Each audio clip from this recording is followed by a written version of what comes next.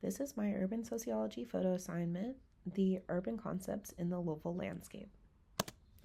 For this project, I spent time exploring different parts of Louisville to find places that visually connect the key concepts from our cities, change, and conflict. I wanted my photos to feel authentic to the city, so I focused on areas like the Highlands neighborhood, New Lou, downtown, and other outer suburban spots. Each neighborhood has its own vibe, and I tried to pay attention to things we talk about in class, such as redevelopment, inequality, public spaces, and the way business cluster together.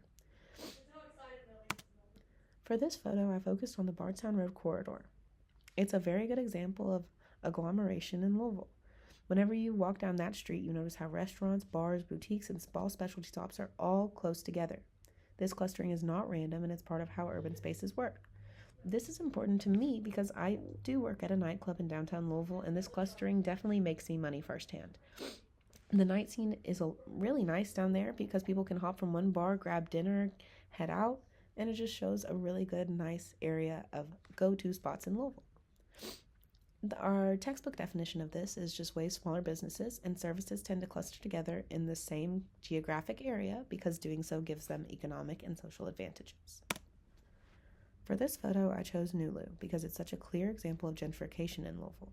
Over the past decade, the neighborhood has completely transformed with new restaurants, art galleries, modern combos, and boutique shops popping up everywhere. Walking around, it's easy to see how reinvestment changes can look, but what's interesting is how redevelopment has affected the people who've lived there for years. Some feel priced out, while others welcome the improvements. Other people who have lived there their entire lives are forcefully pushed out of this area because it's too much to afford. Seeing it in person really made me realize how complex urban change is and how development decisions shape not just our streets, but communities and lives. This was gentrification. For this photo, I focused on Preston Highway near Okolona. This has a noticeable concentration of Hispanic and Latin American businesses, food, grocery stores, bakeries, specialty shops, and all just having one similar cultural feel. I like how these stores don't just sell products, but also support other community, keeping each other going. And it's exactly an example of enclave economy. That was an economy that is a cluster of ethnic or cultural businesses that serve the social, economic, and cultural needs of a specific immigrant or minority community. For this next photo, I focused on the redevelopment of the Beecher Terrace apartments downtown Louisville. These are new areas for higher income students to live. Seeing some residents that used to live there have been displaced, while others hope the improvements will bring better opportunities and resources, similar to New Lou. Seeing this in person just gives me a real sense of how urban renewal shapes cities physically and socially, and also makes me think about the balance between development and community, and how policies intend to improve a city can both have negative impact and positive impacts. Urban renewal refers to the process of redeveloping areas within a city, often involving the clearance of blighted neighborhoods and construction of new housing, commercial spaces, or infrastructure, sometimes displacing residents. For this photo, I focused on Old Louisville.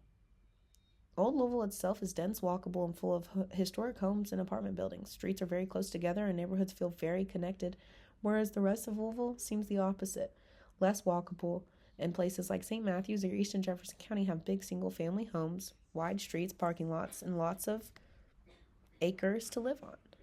This comparison made me think about concept sprawl and how it's just not just about how far the city stretches, but design choices and how design choices affect social interaction, transportation, and neighborhoods.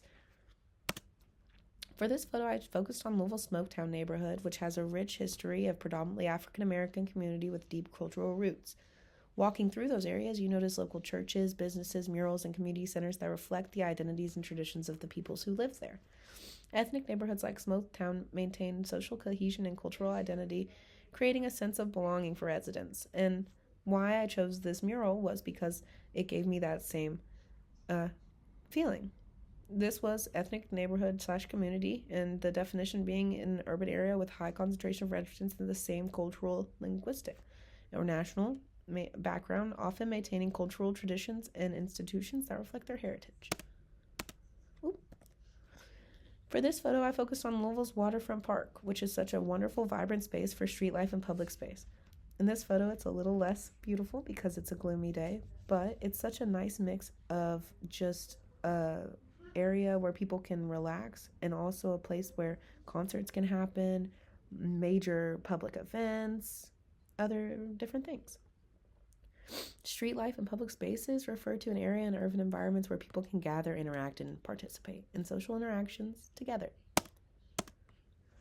For this photo, I focused on the Central Station area near the University of Louisville. The neighborhood has a cluster of bars, fast food restaurants, and convenience stores that clearly target college students while also serving low-income residents in surrounding areas.